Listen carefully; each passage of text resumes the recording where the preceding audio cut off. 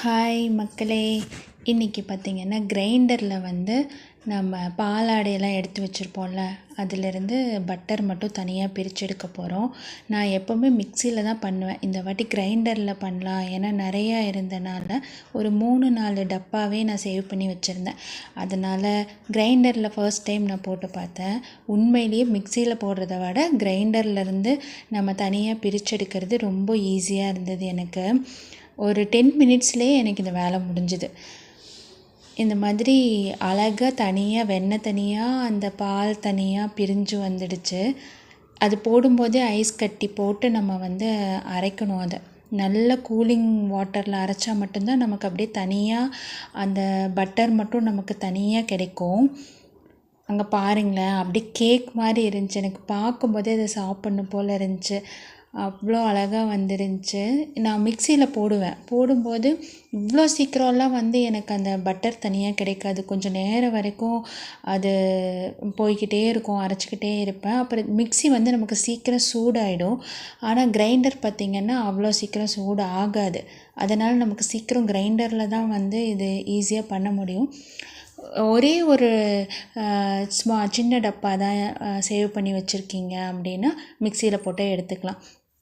கொஞ்சம் அதிகமாக இருக்குது அப்படின்னா கிரைண்டரில் போட்டுக்கலாம். இப்போ இதுக்குன்னே தனியாக மிஷின்ஸ் எல்லாம் வந்திருக்கு. பட் அது இப்போ நமக்கு வாங்க முடியலை அப்படின்ற பட்சத்தில் நம்ம கிரைண்டர்லேயே போட்டுக்கலாம். எனக்கு இது ரொம்ப யூஸ்ஃபுல்லாக இருந்துச்சு. அதனால் இந்த வீடியோவை நான் அப்படியே எடுத்துகிட்டே இருந்தேன். கரெக்டாக ஒரு 10 நிமிஷம் தான் எனக்கு வந்து தேவைப்பட்டுச்சு. ஆனால் என்ன, நான் அந்த பாக்ஸை போட்டதுமே உள்ளே இருக்கிறதெல்லாம் போட்டதுமே என்ன பண்ணினேன்னா, ஐஸ் க்யூப்ஸ் இருக்குல்ல, ஐஸ் க்யூப்ஸ் எல்லாம் எடுத்து நான் உள்ளே போட்டு விட்டுட்டே இருந்தேன். நல்லா ஜில்லுன்னு தான் இருந்தது, என்னால் தொடவே முடியல, அந்தளவுக்கு ஜில்லுன்னு இருந்தது. அப்போது தனியாக சீக்கிரமாக கிடச்சிருச்சு எனக்கு. இப்போ வந்து என்ன, இதில் ஒரே ஒரு பிரச்சனை, இந்த கிரைண்டர் கழுவுறது மட்டும்தான் பிரச்சனை. ஏன்னா நமக்கு சாதாரணமாக மாவரைச்சாலே வந்து அது கழுவுறது ஒரு கஷ்டம். இதில் பார்த்திங்கன்னா பட்டர்னால் நல்லா பிசு பிசுன்னு ஒட்டிக்கும் இல்லைங்களா. அது ஒன்று மட்டும்தான் இதில் டிஃபால்ட். ஆனால் நமக்கு இது சீக்கிரம் வந்து வேலை முடியும். சீக்கிரமாக நம்ம அதை எடுத்து ஸ்டோர் பண்ணி வச்சுக்கலாம். அப்புறம் நிறையாவும் கிடைக்கும். ஏன்னா மிக்சின்னு பார்த்திங்கன்னா ரொம்ப கம்மியாக ஒரு வாட்டியும் போட்டு எடுத்துக்கிட்டே இருக்கும். அது பிசு பிசுன்னு இருந்துகிட்டே இருக்கும்.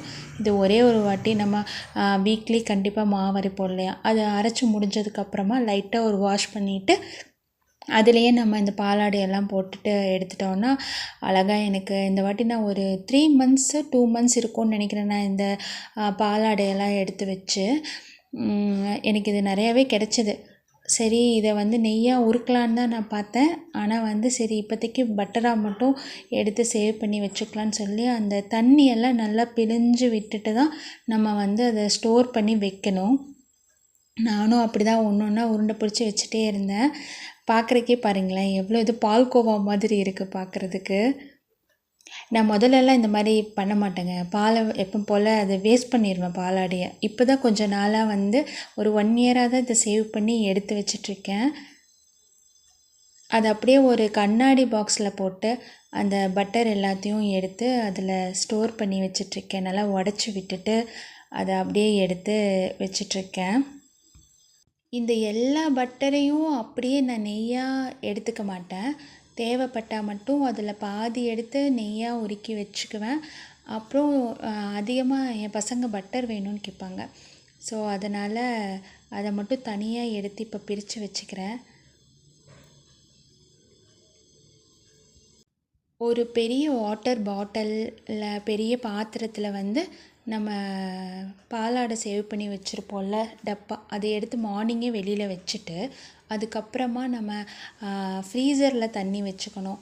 அப்போ தான் வந்து நல்லாவே ஜில்லுன்னு ஆகிடும் சீக்கிரமாக நம்ம இது பண்ணும்போது.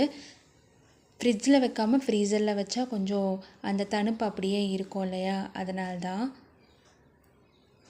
இன்னுமே வந்து இதெல்லாம் எடுத்து முடித்த வரைக்கும் கூட எனக்கு அந்த தண்ணி வந்து தொட முடியல, அந்தளவுக்கு கூலிங்காக இருந்தது. எவ்வளோ கூலிங்கான வாட்டர் நம்ம போட்டு இதை அரைக்கிறோமோ அவ்வளோ சீக்கிரம் நமக்கு வந்து அந்த வெண்ணெய் வந்து தனியாக கிடச்சிரும் நமக்கு. நான் அப்படியே எனக்கு கரெக்டாக அந்த பாத்திரம் ஃபுல்லாக ஃபில் ஆகிடுச்சு.